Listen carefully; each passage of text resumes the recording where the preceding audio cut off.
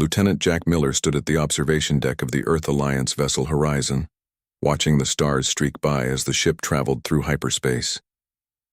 He wasn't special by most measures. Average height, brown hair cut to military regulations, and a service record that was solid but unremarkable. Yet here he was, part of humanity's first diplomatic mission to the Drakari Imperium. Lieutenant Miller, report to Briefing Room 3. The ship's AI announced over the comm system. Jack straightened his uniform and made his way through the corridors. The Horizon was humanity's newest diplomatic vessel, designed to showcase Earth's technological achievements while maintaining enough defensive capabilities to ensure its crew's safety in unknown territory. In the briefing room, Captain Lisa Young stood before a holographic display showing a reptilian humanoid with iridescent scales and amber eyes. "Lieutenant, glad you could join us." Captain Young nodded to him. "As our security liaison, you'll be working closely with Kate Bennett, our xenobiologist." A woman with curly red hair tied back in a practical knot smiled at Jack from across the table. "Nice to meet you, Lieutenant." "Likewise, Dr. Bennett," Jack replied, taking a seat. Captain Young continued. "We're 6 hours from the rendezvous point with the Drakari diplomatic vessel. I want everyone clear on protocols." The display shifted to show various Drakari species, all evolved from predatory ancestors. Some resembled reptiles, others mammalian predators, but all shared certain traits: sharp teeth, powerful builds, and eyes that seemed to evaluate everything as either threat or prey. The Drakari Imperium controls nearly a third of the Orion. "Arm," explained Commander Sam Green, the mission's political officer. "They're a coalition of 11 predatory species who've been spacefaring for over 3,000 years. Their technology exceeds ours by at least a century, and their military might is substantial. Yet they requested this meeting," Captain Young added. "After observing our transmissions for decades, they've finally decided humans are worth talking to." "Lucky us," muttered Jack. Kate's eyes sparkled with excitement. "This is an unprecedented opportunity to study convergent social evolution among predatory species. Their entire civilization developed from pack hunters, while ours came from tribal omnivores. Our job," Captain Young said firmly, "is to establish peaceful relations and potentially a trade agreement. The Drakari control resources we need, and apparently they're interested in something we have, though they haven't specified what." Jack studied the holographic images.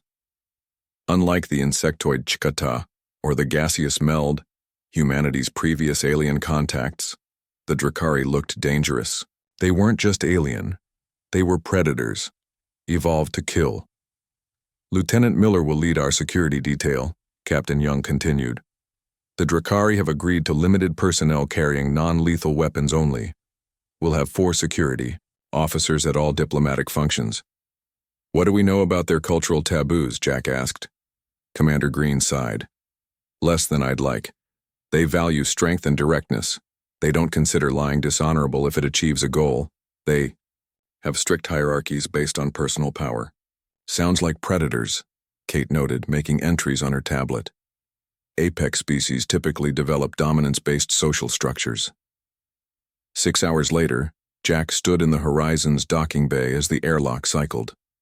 His hand rested near his stun baton, the only weapon the Drakari had permitted.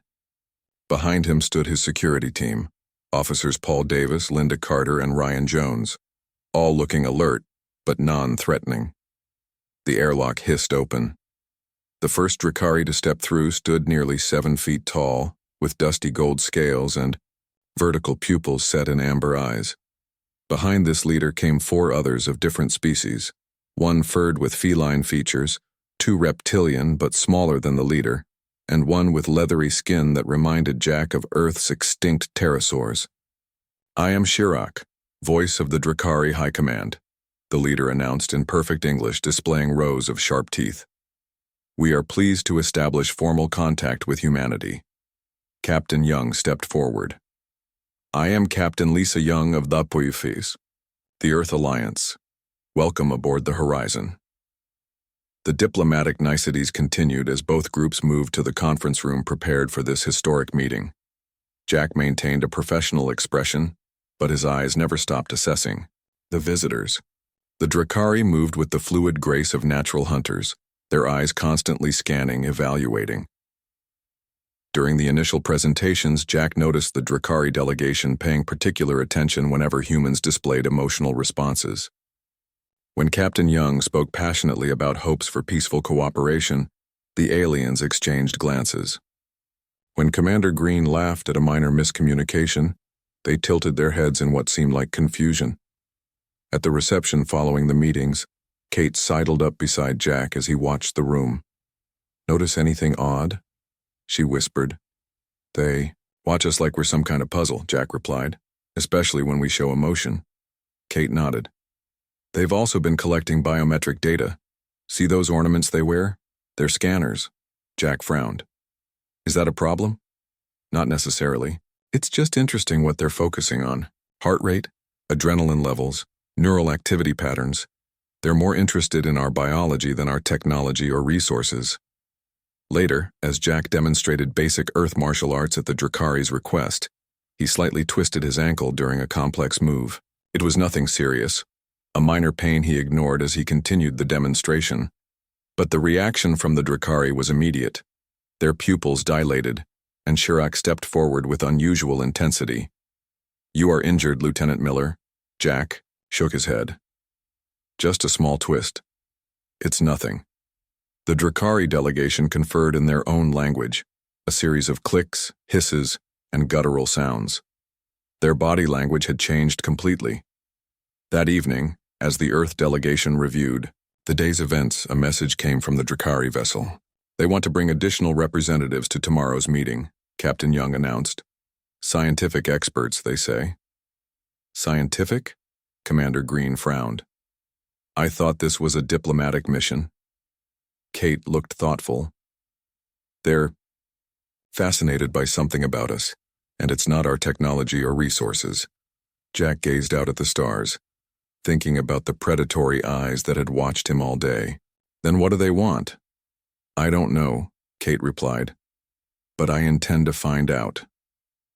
That night, as the horizon orbited a neutral gas giant alongside the much larger Drakari vessel, Jack couldn't sleep. He kept thinking about the way the aliens had looked at him when he'd been injured, not with concern, but with something that looked almost like fear. The next morning, Jack escorted the expanded Drakari delegation through the horizon's security checkpoint. In addition to the 5 representatives from yesterday, 3 new aliens had joined, all wearing elaborate devices that Jack now knew were scanning equipment. "These are our biological research specialists," Shirak explained, gesturing to the newcomers. "They are most interested in learning about human physiology." Jack exchanged glances with Kate, who had specifically requested to be present for this security check. She gave a slight nod as her eyes flicked to the scanning devices the new Drakari wore. "Definitely more advanced than yesterday's equipment." "Of course," Jack said politely. "Dr. Bennett, our xenobiologist, would be happy to share appropriate information about human biology during today's cultural exchange." One of the new Drakari, smaller than Shirak with blue-green scales and what looked like feathers along its spine, stepped forward. "I am Nexalara, Chief Biological Researcher for the High Command," she introduced herself. "We are particularly interested in human stress responses and decision-making processes." Kate smiled warmly. "Fascinating area of study. I'd be happy to discuss our research on those topics." The day proceeded with formal presentations and cultural exchanges. The humans shared information about Earth's diverse ecosystems and societies, while the Drakari described their 11 homeworlds and their strict hierarchical governance system. Jack noticed the Drakari scientists constantly monitoring their scanning devices, especially during videos showing human emergency responders, military personnel, and medical workers in action. During lunch, Kate sat beside Jack and whispered, "They're measuring our neurotransmitter levels and brain activity patterns. This goes beyond casual curiosity." "Hostile intent?" Jack asked quietly. "I don't think so. They seem puzzled, almost concerned." After lunch, Alan Reyes, the Horizon's communications specialist, gave a presentation on human languages and communication styles.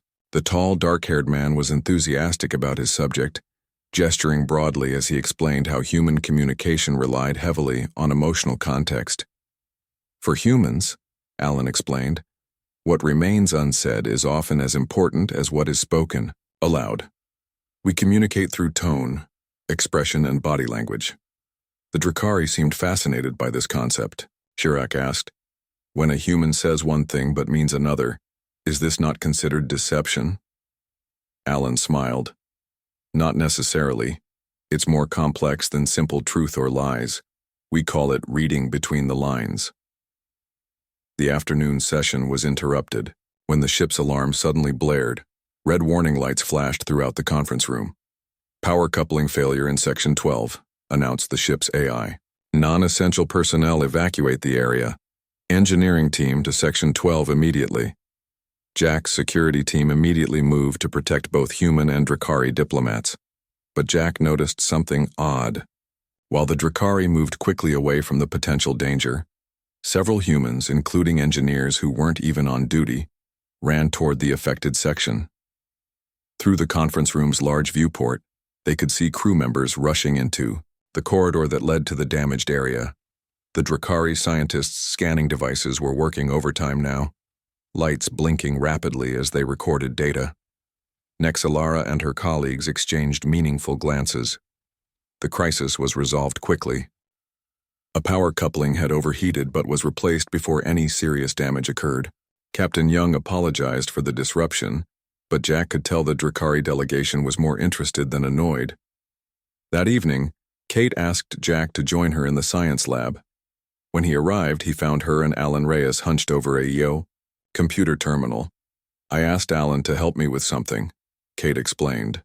Remember how the Drakari were speaking in their language yesterday after you injured your ankle? Jack nodded. Well, Alan recorded it and has been working on a rough translation. Alan looked up from the screen. Their language is complex, but I've been comparing it with the translation matrix they provided. It's not perfect, but I'm getting some interesting patterns. He pressed a key, and the computer played back the hissing, clicking sounds the Drakari had made. Below the audio, text appeared, displaying the death impulse. Confirmed in their neural patterns. High Command must be informed immediately. Potential classification as threat species. Jack frowned. Death impulse? What does that mean? I'm not sure, Kate said, but I think they were referring to you continuing your demonstration despite being injured. That hardly seems like a big deal, Jack replied. Kate tapped her tablet. I've been doing research on predatory psychology. For pure predator species, self-preservation is the highest evolutionary imperative. The idea of risking even minor injury for something non-essential would be considered irrational. But it was just a twisted ankle, Jack protested. To us, yes. But I think they're seeing something in our behavior that alarms them. Alan leaned back in his chair. After today's power coupling incident, I caught them using the phrase death impulse again when they saw our engineering team running toward the danger. Kate's eyes widened with sudden understanding. That's it? They're reacting to our willingness to put ourselves at risk. All species take risks, Jack pointed out. For immediate survival or reproduction, yes, Kate agreed. But humans routinely risk themselves for strangers, for abstract concepts like duty or honor, even for knowledge or exploration. From an evolutionary standpoint, that's bizarre behavior. The next day, diplomatic sessions continued, but Jack paid closer attention to the Drakari reactions. When Captain Young mentioned Earth's history of exploration and the risks taken by early astronauts, the aliens' pupils dilated slightly. When Commander Green described humanitarian aid workers entering danger zones, the Drakari scientists exchanged glances and adjusted their scanning equipment. During a tour of the ship's medical bay, Dr. Frank Howard described how human doctors sometimes risked infection to treat patients. Jack watched Nexalara's reaction carefully and saw what looked like a shudder pass through her feathered crest. Later, Jack found Kate in the ship's library, surrounded by xenobiology texts and data. Tablets. I think I understand what they're so interested in, she said without looking up. In 50 years of documented galactic history, There's not a single instance of a Drakari sacrificing themselves for another outside their immediate family group. And humans do it all the time, Jack realized. Kate nodded. Firefighters, soldiers, doctors, ordinary people diving into rivers to save strangers. It's so common we barely notice it. You think this scares them somehow? I think it confuses them completely, Kate replied. And for a species that relies on understanding and predicting behavior, something unpredictable is inherently dangerous. That night, as Jack lay in his bunk, he recalled the way the Drakari had watched the humans rushing toward the power coupling failure. It wasn't just scientific curiosity in those predatory eyes, it was fear. 3 days into the diplomatic mission, Jack was summoned to Admiral Sonia Wright's private quarters. The Admiral had arrived overnight from Earth Central Command to oversee the increasingly important first contact. She was a tall woman with silver-streaked black hair and the straight posture of someone who had spent decades in space. "Lieutenant Miller," she said as Jack entered. "I've reviewed the reports from Captain Young and Dr. Bennett. This situation is developing in unexpected ways." "Yes, Admiral," Jack agreed. "The Drakari seem more interested in our biology than our technology or resources." Admiral Wright nodded grimly. "Intelligence just intercepted a transmission from the Drakari vessel to their high command. It was encrypted, but we managed to decode parts of it." She handed Jack a tablet. Jack read the partial translation. "Human species displays unprecedented levels of death impulse behavior. Recommend immediate classification as potential existential threat despite technological inferiority. Request guidance on containment protocols." Containment protocols? Jack looked up. "They see us as a threat?" "Apparently," Admiral Wright said, "and yet they've given no indication of hostile intent during the diplomatic meetings. Dr. Bennett's theory about their fear of our risk-taking behavior might explain this disconnect." "What are your orders, Admiral?" "Continue the diplomatic mission, as planned. We need more information before we make any decisions. We've arranged a joint training exercise for tomorrow, their security personnel and yours working together on emergency protocols. It's a good opportunity to learn more about their true intentions." The next morning, Jack met with his security team to brief them on the exercise. Officers Davis, Carter, and Jones listened carefully as he explained the situation. "The Drakari have agreed to a simulated emergency response. We'll be working with their security team on a mock rescue operation involving a damaged shuttle. I want everyone to be professional but observant. Pay attention to how they react, especially if the scenario changes unexpectedly." The exercise began on the Horizon's shuttle bay. A training shuttle had been set up to simulate damage with holographic fires and structural failures. The human team wore standard emergency response gear, while the Drakari security team wore their own equipment, which looked heavier and more protective. Shirok introduced the Drakari security leader, a massive feline-like being named Kreth. "He is one of our most decorated tactical commanders," Shirok explained with obvious pride. The exercise started smoothly. Both teams worked to establish a perimeter around the damaged shuttle and began planning the rescue of holographic crew members trapped inside. Jack was impressed by the Drakari's tactical precision, though he noticed they focused more on securing the area than on immediate rescue. Suddenly, the ship's real alarm blared. Captain Young's voice came over the comm system. "This is not part of the exercise. Civilian transport shuttle attempting emergency docking in Bay 2. Multiple injuries reported. All available emergency personnel respond immediately." Jack didn't hesitate. "Team with me, Bay 2 now." He turned to Kreth. "Your team is welcome to assist or observe." Jack and his team sprinted toward Bay 2. He glanced back and saw the Drakari security team following, though not with the same urgency. Kreth was speaking rapidly into a communication device.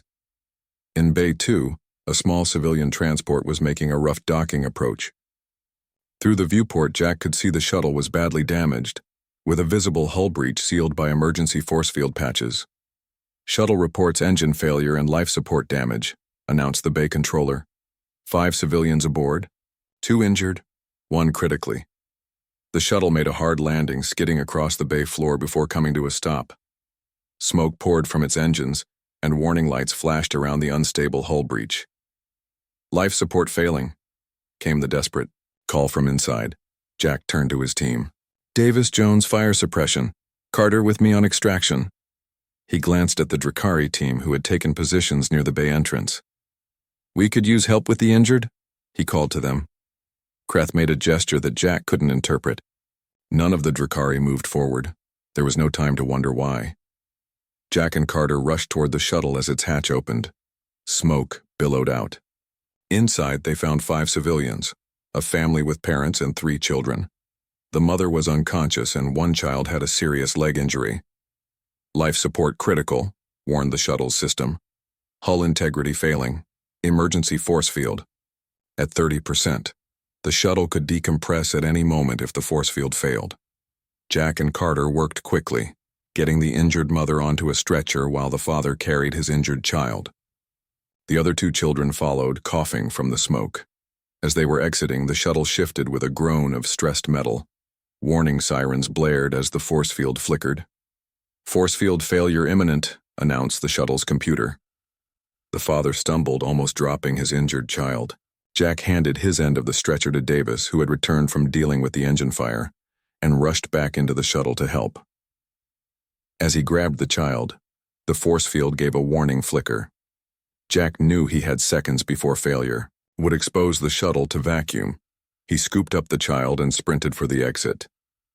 Just as they cleared the hatch, the force field collapsed. The rush of air escaping into space slammed the shuttle's hatch closed behind them, with a force that shook the deck. Jack handed the child to waiting medical personnel, then turned to check on the rest of the family. They were all safe, being treated by the medical team. The Drakari delegation had watched the entire rescue. Now they stood in a tight group, their postures rigid, their eyes fixed on Jack. Nexalara's scanning device was pointed directly at him, its lights blinking rapidly. Later, in the medical bay, Kate found Jack getting his arm treated for a minor burn he'd received during the rescue. "You're not going to believe this," she said, her voice low and urgent. "The Drakari are in complete disarray after what happened. Nexalara is insisting on an immediate conference with her high command." "Because we saved some civilians?" Jack asked, confused. "Because you went back for that child when the force field was failing," Kate explained. Alan translated some of what they were saying afterward. They called it proof of maximum death impulse and behavior incompatible with rational evolutionary imperatives. Admiral Wright joined them, her expression serious. "Lieutenant, your actions today have apparently triggered some kind of crisis in the Drakari delegation. They've requested an immediate high-level meeting." An hour later, Jack found himself in the main conference room with Admiral Wright, Captain E. Young, Kate, and Alan. The Drakari delegation had also changed. Shirak was now joined by a new figure, a tall, imposing Drakari with black scales and gold patterns who had transported over from their main vessel. "This is Korvash, third voice of the Drakari High Command," Shirak introduced with a deep bow that showed clear submission. Admiral Wright nodded respectfully. "We are honored by your presence." Korvash fixed his golden eyes on Jack. "Lieutenant Miller, your actions today have forced my government to accelerate certain decisions regarding humanity."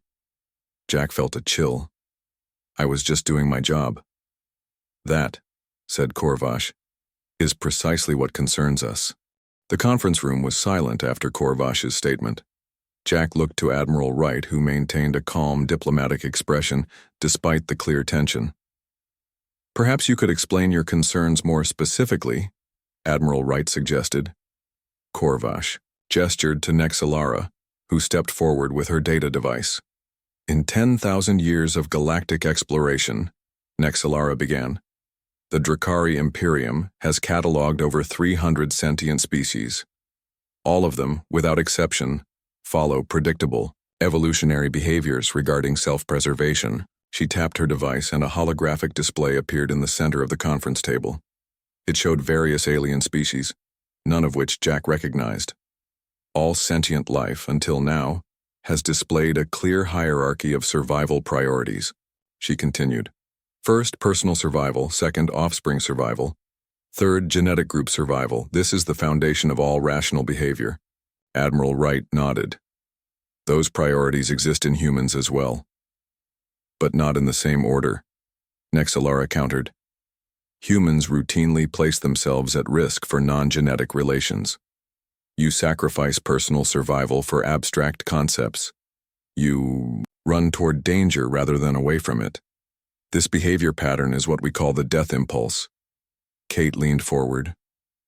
We call it altruism or courage. Korvash's scaled face remained unreadable. Whatever name you give it, it represents a fundamental unpredictability that concerns us. Lieutenant Miller's actions today confirmed our most troubling data. He risked certain death for an unknown child with no genetic relation to him. I was just doing my job, Jack repeated. Exactly, said Korvash. Your culture has institutionalized the death impulse. You train for it. You celebrate it. You promote those who display it most strongly. Admiral Wright's eyes narrowed slightly. Are you suggesting that human compassion is somehow a threat to the Drakari? Not compassion itself, Nexalara clarified. All sentient species show degrees of cooperation and assistance behaviors. What concerns us is the human willingness to die for others outside your genetic line, even for abstract principles or unknown individuals. Korvash stood taller. The High Command has authorized me to conduct a series of cultural exchange scenarios to measure the extent of this human trait. With your permission, Admiral. Wright glanced at her team before nodding. As long as these scenarios pose no danger to my crew. The danger would be entirely to the Drakari participants, Korvash said, with what Jack thought might be the alien equivalent of a grim smile. Over the next 3 days, the Drakari conducted what they called cultural exchange scenarios. To Jack and the other humans, they seemed more like psychological tests. In one scenario, humans and Drakari were separately asked what they would do if a fire broke out, and they could only save one of 2 people, a family member or 5 strangers. In another, they were presented with a hypothetical situation where they could sacrifice themselves to save their entire team, or escape alone with a guarantee of personal survival. The Drakari responses were consistent. Save yourself, save your genetic relatives, abandon strangers. The human responses varied but frequently involved self-sacrifice for the greater good. After each scenario, the Drakari observers would confer in their own language, their scanning devices constantly monitoring the human participants. On the 4th day, Jack was summoned to observe a new type of scenario. He entered a simulation room where a Drakari security officer named Vextar stood with Korvash. Lieutenant Miller, Korvash greeted him. We have prepared a demonstration. The room's holographic projectors activated, creating a realistic simulation of a space station corridor. 2 Drakari appeared in the simulation, 1 adult and 1 juvenile. This is a training simulation we use for our security forces, Korvash explained. Watch Vexitar's response to this standard scenario. In the simulation, an explosion rocked the corridor. The adult Drakari was trapped under debris, while the juvenile was in an area threatened by fire. Vextar entered the simulation. Without hesitation, he moved to rescue the juvenile, completely ignoring the trapped adult. After the simulation ended, Korvash turned to Jack. The juvenile was not Vextar's offspring. Does this surprise you? Jack considered carefully. No. Protecting. The young seems like a universal instinct. Indeed, said Korvash. Now we will change one variable. The simulation reset, but this time both trapped Drakari were adults, 1 young and 1 old. Vextar entered again. This time, he scanned both trapped individuals, then moved to rescue the younger adult, again ignoring the older one. The younger one has more reproductive years ahead, Korvash explained. The choice is logical. Jack frowned but said nothing. Now, said Korvash, we will run a series of these simulations with various combinations. Each time, the choice will be between saving one individual who offers greater genetic or social value to the group, or saving multiple individuals of lesser value. After witnessing 12 variations, Jack understood the pattern. The Drakari. consistently saved the individual with the highest reproductive or leadership value, even when it meant leaving multiple others to die. When Jack mentioned this to Kate later, she wasn't surprised. "They're applying pure evolutionary logic," she said. "From their perspective, it's rational to save one prime specimen rather than multiple lesser ones." "It's cold," Jack replied. "To us, yes. To them, our behavior is just as alien. They think we're irrational, possibly insane." That evening, Jack and Kate were called to Admiral Wright's quarters. Alan was already there, looking worried. "We have a problem," the Admiral said without preamble. "Alan has detected encrypted transmissions from the Drakari vessel to their fleet. They're gathering forces at the edge of our solar system." "They're planning an attack?" Jack asked, alarmed. "Not immediately," Alan said, "but they're positioning for one. I've translated enough to know they consider humans unpredictable and potentially dangerous. They're debating whether to contain us to our solar system or establish a more permanent solution." "Permanent solution?" Kate's voice was barely a whisper. Admiral Wright's face was grim. "They're afraid of us, and fear makes any species dangerous." "But why?" Jack demanded. "Because we save each other? Because we value life beyond our own?" Kate's eyes suddenly widened. "That's exactly why, Jack. Think about it from their perspective. They've built an empire on predictable behavior patterns. Every species they've encountered follows the same basic rules of self-preservation. Then they meet humans who willingly die for strangers, for ideals, for abstract concepts like freedom or peace. We don't make sense to them," Alan added. "And what doesn't make sense is a threat." Admiral Wright stood. "We need to change their minds before their fleet gets any closer. Lieutenant Dr. Bennett, I want you to work with Nexalara. She seems the most open to understanding our perspective. If we can convince them that human altruism isn't a threat, we might avoid a conflict." As they left the Admiral's quarters, Jack felt the weight of responsibility settling on his shoulders. Somehow, he had to convince a species of apex predators that the strangest human instinct, the willingness to die for others, wasn't something to fear. He just wasn't sure how. Jack paced in his quarters, trying to think of a way to convince the Drakari that human altruism wasn't a threat. Nothing came to mind. How could he explain something that was so deeply ingrained in human nature to creatures who saw it as madness? His door chimed. Kate stood outside, her expression serious but her eyes bright with excitement. "I have an idea," she said, stepping inside. "But it's risky." "At this point, I'll take any ideas," Jack replied. Kate sat on the edge of his desk. "The Drakari fear what they don't understand. They see our willingness to sacrifice ourselves as irrational because it doesn't fit their evolutionary model." "Right. So we need to show them that human altruism has evolutionary advantages they haven't considered." Jack frowned. "How do we do that?" "We can't just tell them. We have to show them." Kate's eyes gleamed. "I've been talking with Nexalara about Drakari cultural practices. Did you know that Korvash has a newly hatched offspring aboard their vessel?" "No," Jack said slowly.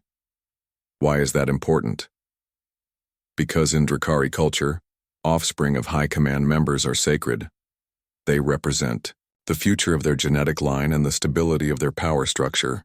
Jack began to see where she was going. "You want to use Korvash's child in some way?" "Not use exactly," Kate clarified. "But create a situation where the Drakari can see the evolutionary advantage of our death impulse with their own eyes." Next morning, Jack and Kate presented their idea to Admiral Wright. She listened carefully, her expression growing more concerned with each detail. "It's dangerous," she said finally. "If anything goes wrong, it could push the Drakari to attack immediately." "If we do nothing, they'll attack anyway," Jack pointed out. "At least this gives us a chance." Admiral Wright sighed. "Very well. Set it up with Nexalara. But be careful, Lieutenant, this is our only shot." Later that day, Jack met with Korvash and proposed a final cultural exchange. A tour of the engineering section of the Drakari vessel, followed by a small reception where Korvash could introduce his offspring to the human delegation. "My government wishes to see all aspects of Drakari society," Jack explained. "Including how you raise your young. It would be an honor to meet your offspring." Corvash seemed surprised by the request, but agreed.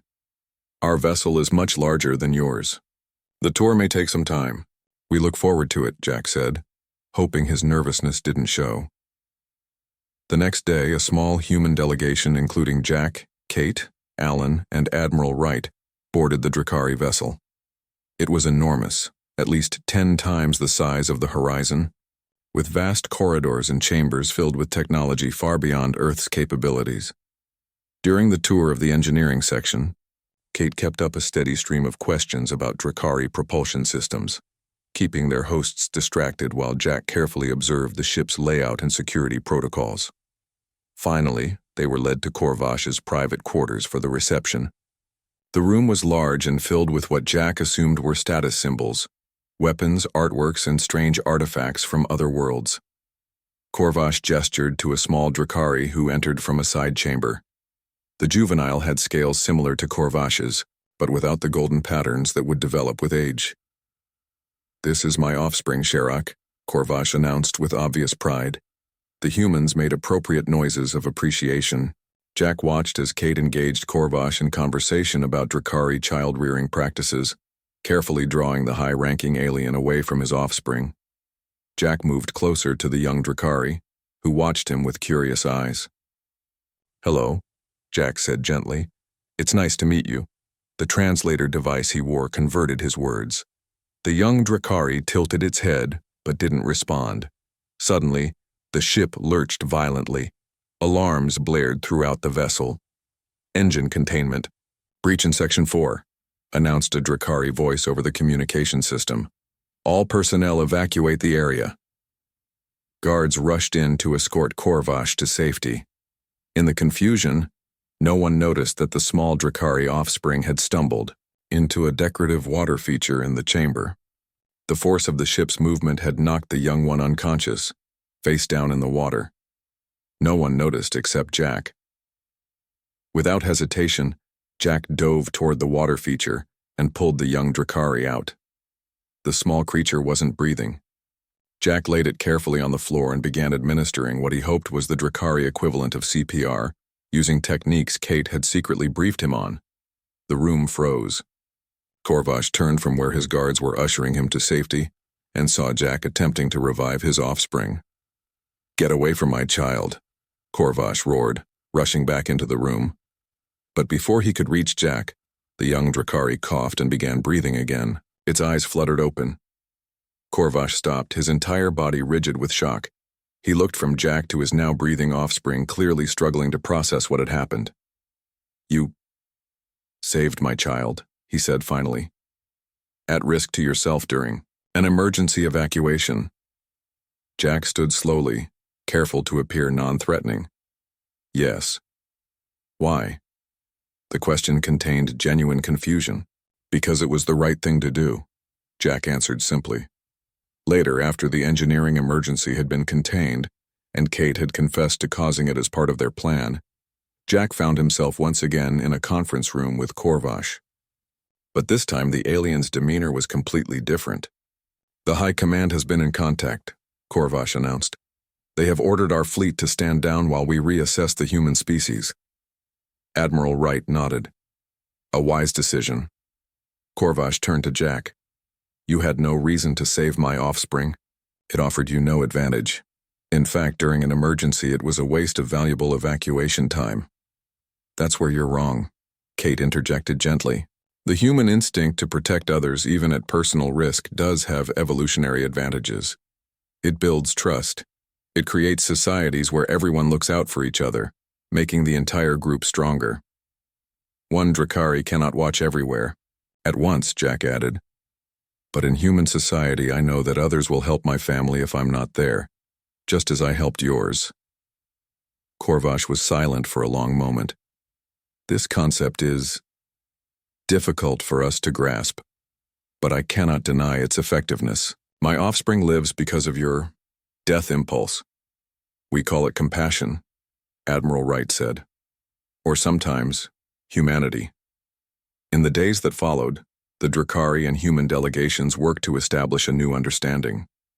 The Drakari fleet remained at the edge of the solar system, but no longer in attack formation. Nexalara worked closely with Kate to develop a comprehensive study of human altruism and its evolutionary advantages. On the final day of the diplomatic mission, Korvash presented Jack with a small token, a scale from his own crest mounted in precious metal. "My species sheds these once in our lifetime," he explained. "We give them only to those who have proven themselves worthy of absolute trust. No human has ever received such an honor before." Jack accepted the gift with appropriate solemnity. "Thank you." "Perhaps," Korvash said thoughtfully, "the galaxy has been missing something important all these millennia. Perhaps the true apex predator is not the one who survives at all costs, but the one who ensures that all survive." As the Horizon prepared to return to Earth with news of the historic treaty with the Drakari Imperium, Jack stood at the observation deck looking out at the stars. The strange human instinct that had terrified the galaxy's apex predators had become the foundation for an unlikely peace. Somewhere out there, countless predatory species were about to learn something new from humanity. That sometimes the willingness to die for others was the most powerful way to live.